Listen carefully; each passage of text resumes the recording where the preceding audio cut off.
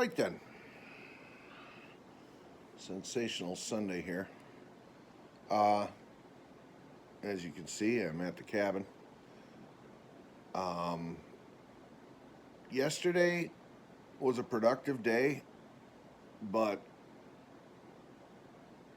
not what I wanted to be productive on. Um,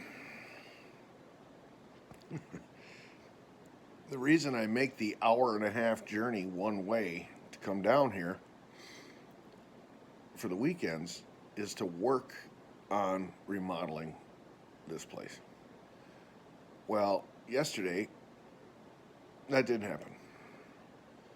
Um, I took on the obligation of painting a shed in this park so that I could get half off my monthly lot rent for the month of August. I also had to do yard work, and that took some time. Uh, that's pretty much what I did. Now, granted, I had a haircut appointment at 9:30. Um, got out of there about quarter after 10. Went down to the cafe, had some breakfast. So by the time I got here at the trailer and got going, it was 11 something going on noon. So essentially, I spent a half a day working. And what I did was took the tractor off the trailer and right away tore into the um, sharpening of the blades. The thing I love about this little tractor, and it even says it, where did I see that? Oh, there's a warning tag on the underside of the tractor. Um, I stood the tractor up on end. It's got a, it's got two bars that come off. Oop, don't want to do that symbol. It's got two bars. Remember, I'm a white lighter. That's the symbol for Satan. It's got two bars that come off the back of the tractor, like Nerf bars. And this allows you to stand the machine up on its tail. So you shut the vent cap off, the vent plug off on your gas tank so the gas doesn't run out. And this tractor is designed to be lifted up by hand because it's small and it's relatively lightweight. It's probably about 80, 90 pounds to do this. And you stand it right up on its tail. Now you can get at the mower deck. You can get at the clutch and brake system in the back end under the engine. It's awesome. So I did that. Took the blade off and sharpened the blade. Well, while I was under there, I noticed that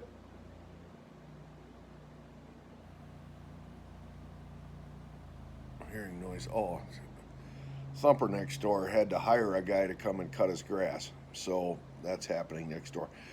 I ran into Lisa when I was leaving the park here, and she's trying to sell Scrunchy's old trailer across the street. And everybody's yard around here looks like ass. Nobody's cutting their grass. Uh, there's garbage in the yards, things like that. The miscreants are just letting their yards go to shit. Some of them, not everybody. Well, Thumper next door hasn't cut his grass. It's up to his knees. My place wasn't looking too bad, but everybody else, it's all shaggy. So Lisa was bitching about that. She's like, I'm trying to sell trailers in here, and the park looks like ass, and nobody's going to want, you know what I mean? Curb appeal. So she's been sending out letters and emails and texts and stuff for people to get to get on the ball here, clean their shit up. And Thumper next door hired a landscape company to come in and mow his grass. If he would have texted me and asked me, I wouldn't have done it. I don't have the time to do it. And he hasn't paid me for all winter when I was snowblowing for him. I was going to snowblow for him, and we agreed, what was it, $40 for the whole winter? Whether it snowed 40 times or 4. Yeah, I still haven't received payment for that. So, if he would have asked, I would have said no. But anyway, so I got my grass cut, but standing that tractor on end, I was able to see that the clutch mechanism on the tractor had come apart. So when I pushed in the clutch pedal to shift gears, wasn't doing anything. And I didn't have brakes. Well, here there was a bolt that goes through a bracket, and the nut had come off that bolt and was gone, obviously. So I had to go to the hardware store and try to find a nut that would work to reconnect the clutch system on the tractor. So I spent some time doing that. Yeah. But anyway, got it all back together, the blade sharpened, and cut the grass. But it's a 3-step process. You got to cut the grass with the tractor, and you can't make sharp corners, 90-degree corners. You can't get underneath the bushes, things like this. So you do the big cut with the tractor, then you got to go back with the push mower and do all the corners and under the bushes. And then you got to go through with the string trimmer and clean up all the edges. So that took a while, but I got it done. Then I was sitting here in the dirt, and I was really losing ambition fast because it was warm yesterday. So I was losing ambition fast, and I was like, oh man, all the air conditioners are on, it's nice and comfortable.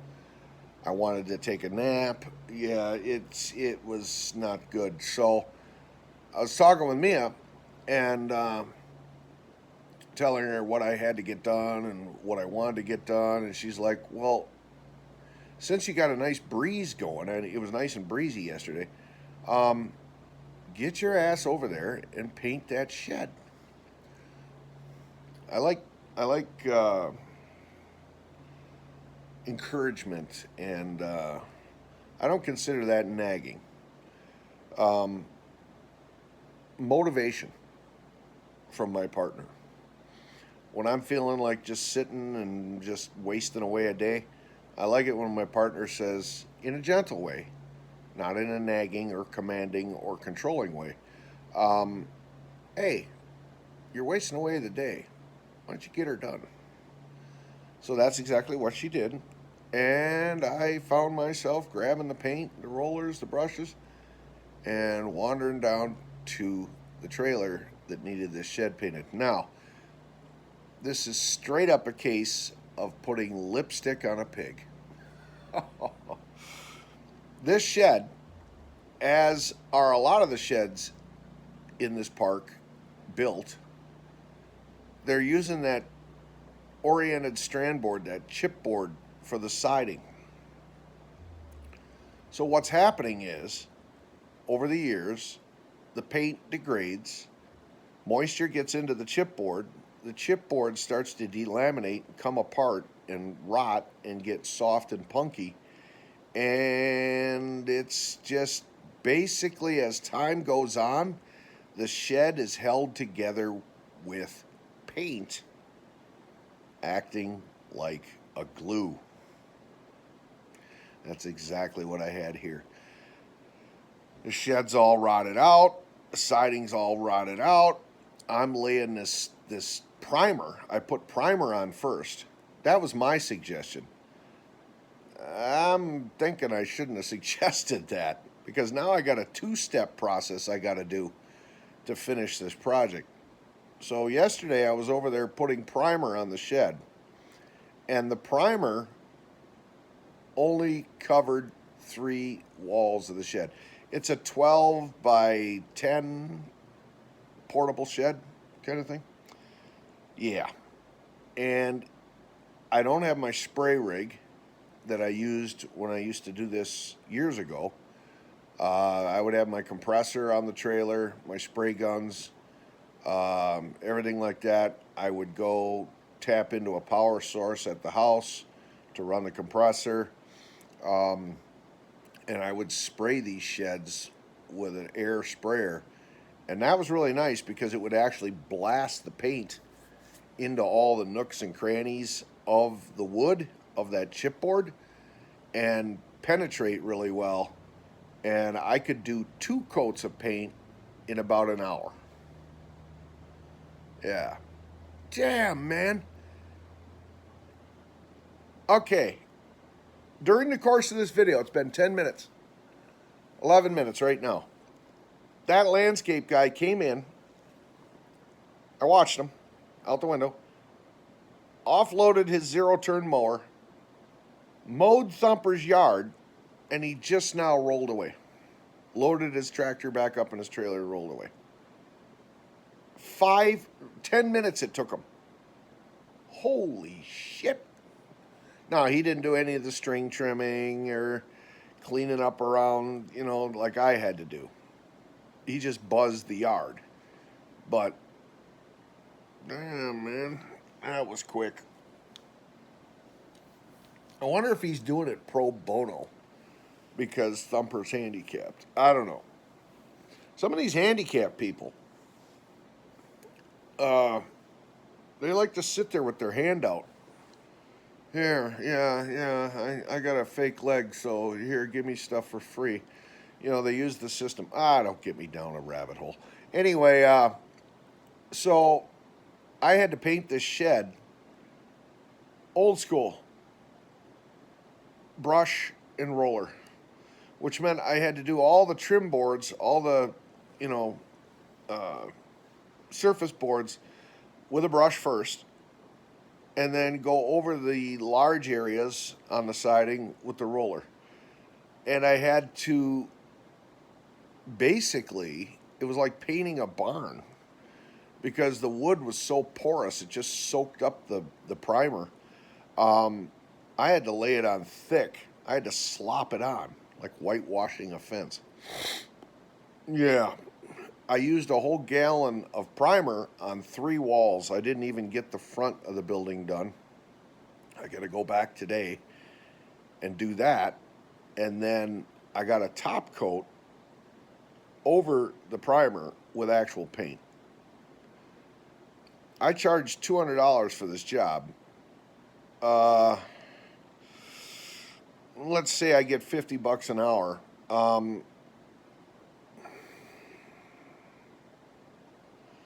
I'm not so sure I'm getting a good deal, but whatever.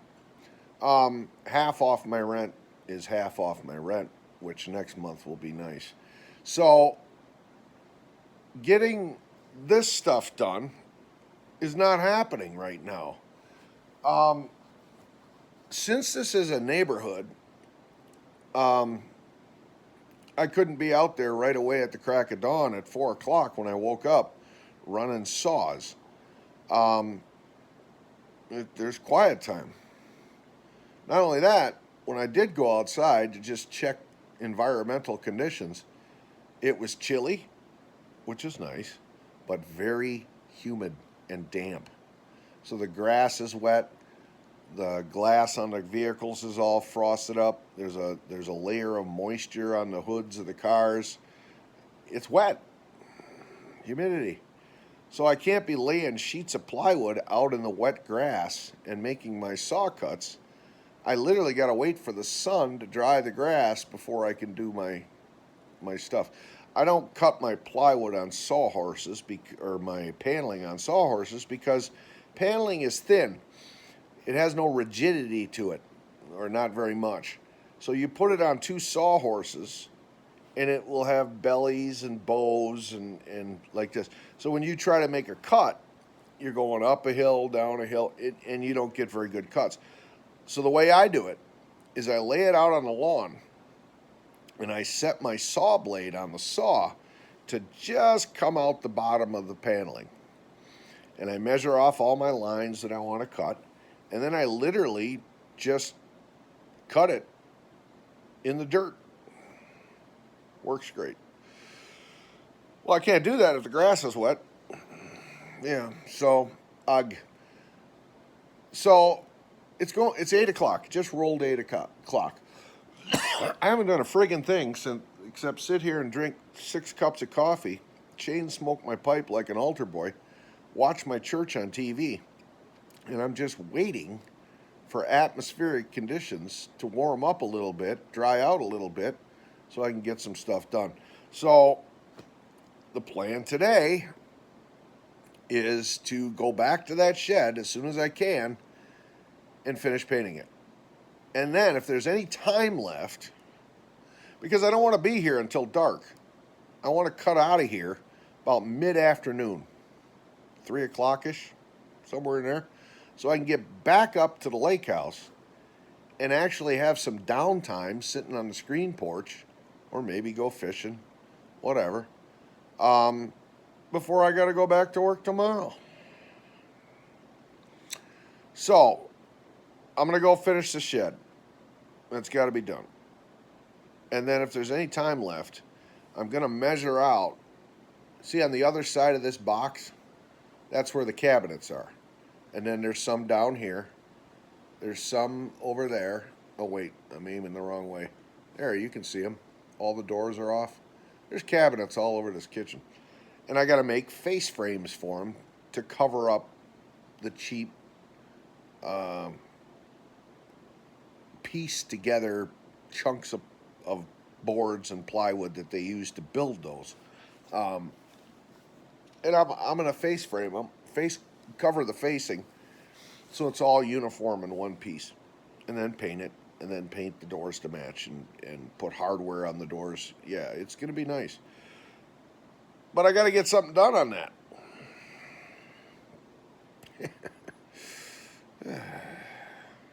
I think I figured out what I'm going to do with the countertops.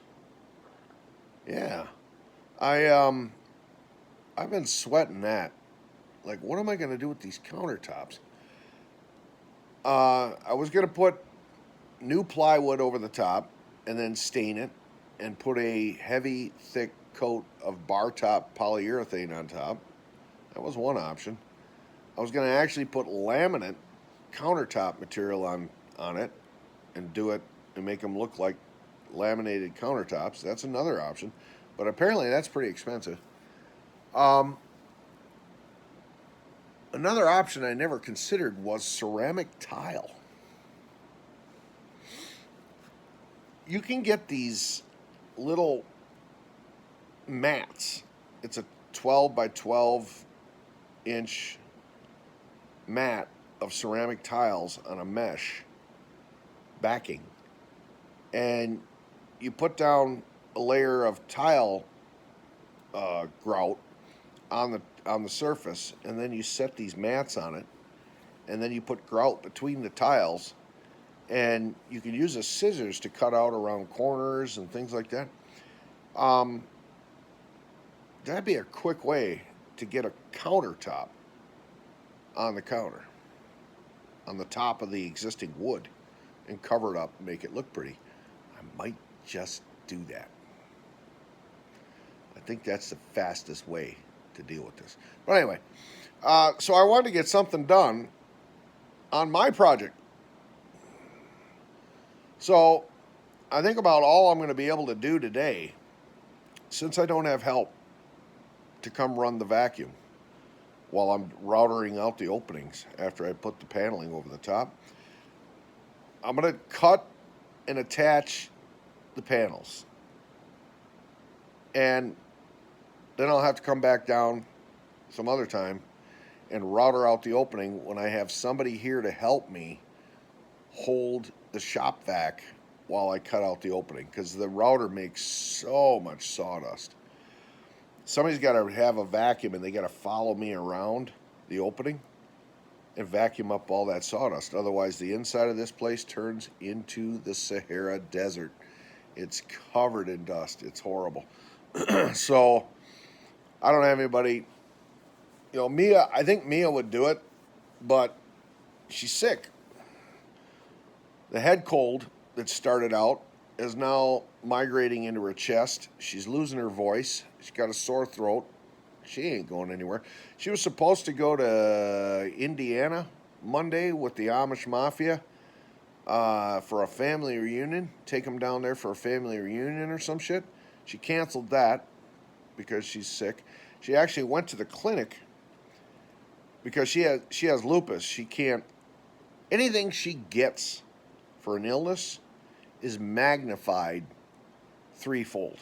So a simple head cold for you and I is going to turn into straight up pneumonia for her. So she's proactive. So she went to the clinic yesterday and got a special shot, antibiotics mixed with a steroid to try to stop this thing before it manifests into full-blown bronchitis or pneumonia or something along those lines. Well, as a result, the steroid, she can't be in the sun. Yeah. I asked us, well, what happens if you go out in the sun? Your eyes, you can burn your eyes, your retinas, even with sunglasses on. So she has to literally stay holed up in the house. She's had these shots before. She knows the drill. She's a pharmacist, so she knows the drill. Yeah, she can't leave the house. So it's not like she can come here on this bright sunny day and hold the vacuum nozzle while I route her out the opening. So I think the most I'm going to be able to do today on my project is get the face panels cut to size, glued and pinned to the face of the cabinets, essentially sealing up the box. All those openings there, those will all be covered up. It'll be walled, boxed in. And then at some other date, come down with the router and the shop vac and cut out all those openings with the router. Yeah, so. But I had my church and had my coffee. I think I'm going to eat a banana just so I have some energy. And I'm going to grab the painting supplies and head back down to that shed and hopefully knock that out. Yeah, so that is the plan for right now. And then I'll come back. The grass should be dry. I'll start measuring out these cabinets. I got to measure out the dimension of that whole box, cut out a piece of paneling that size, and glue it and pin it to the face of that. And I'll try to get all 4 of the cabinets done. My other goal was to take this wood paneling here, cover that up with a different thing. But I don't know if that'll get done either. We'll see. But all right, that's just a sensational Sunday check-in. We'll talk to you soon.